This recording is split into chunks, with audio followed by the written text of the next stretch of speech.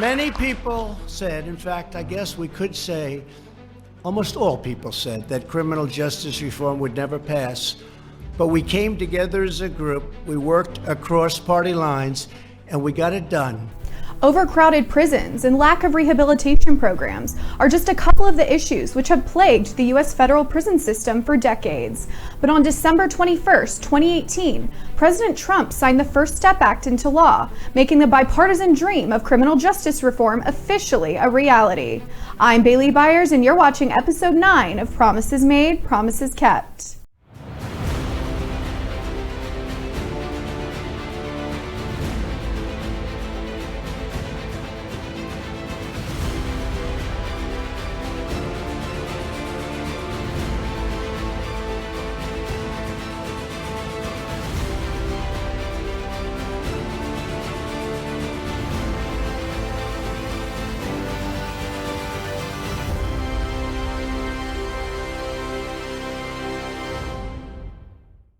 The groundbreaking reform was ultimately signed to enact fairer sentencing laws and reduce recidivism rates. According to the White House, providing smart confinement and giving former inmates a second chance at life were top priorities amid negotiations. Now, let's take a look at how the First Step Act took its journey through the halls of Congress and ultimately to the president's desk. The First Step Act bill originally passed the lower chamber overwhelmingly with a 360 to 59 vote in May of 2018. Following that vote, it wasn't until 6 months later the White House and senators in the upper chamber reached a compromise on sentencing reductions and criminal justice reform. The bill was revised to include various provisions derived from the Sentencing Reform and Corrections Act to shorten specific sentences. Shortly after, on December 18, 2018, the legislation passed through the Senate in an 87 to 12 vote, and 2 days after in the lower chamber in a 358 to 36 vote. On December 21, 2018, the First Step Act was signed into law. Working together with my administration over the last 2 years, these members have reached a bipartisan agreement. Did I hear the word bipartisan? There you go. Did I hear that word? Today I'm thrilled to announce my support for this bipartisan bill that will make our community safer and give former inmates a second chance at life after they have served their time. According to the Brennan Center, the number of federal inmates has increased over 700% in the last 39 years. That being said, easing mandatory sentences for nonviolent offenders was a central priority in sculpting the legislation. The law also allows judges more leeway in regard to mandatory sentences for nonviolent drug offenders, thus expanding the drug safety valve. Overall, the law decreases time inmates spend behind bars if convicted of a nonviolent drug offense. The First Step Act also lessens the stipulations of the 3 strikes rule, which previously mandated life behind bars for individuals guilty of 3 or more convictions. Instead, those individuals now only serve 25 years behind bars.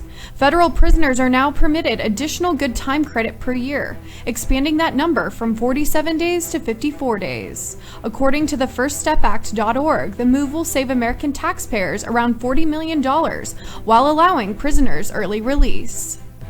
The more I met and spoke with those involved in our criminal justice system, the more clear it became that unfair sentencing rules were contributing to the cycle of poverty and crime like really nothing else before. It was time to fix this broken system, and it's a system of the past, and to improve the lives of so many people. The First Step Act also takes reform efforts further, applying the 2010 Fair Sentencing Act to thousands more people. The law came into fruition with the goal of reducing sentencing disparities between crack cocaine and powder cocaine sentences, applying to nearly 2,600 people behind bars. Essentially, the First Step Act allows thousands more to benefit from the bipartisan effort to ensure racial minorities do not suffer longer sentences than their white counterparts. Elderly inmates can now be eligible for early release 5 years sooner, bringing the minimum age down to 60. Certain elderly inmates suffering from medical conditions and life-threatening illnesses could also be eligible for early release. The law also bans the shackling of pregnant women and helps inmates obtain identification cards before release. In signing the First Step Act, President Trump made it a central priority to reduce recidivism rates. According to the White House, the law designates over $500 million for those individuals to restart their lives after serving time behind bars. For fiscal year 2020, the First Step Act allocates over $230 million to the Justice Department to foster various programs involving inmate education and training programs. The programs facilitate everything from vocational training to skill building and other necessities.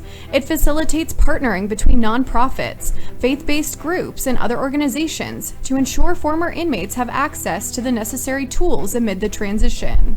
An additional $78 million is designated to improve employment opportunities for those formerly behind bars.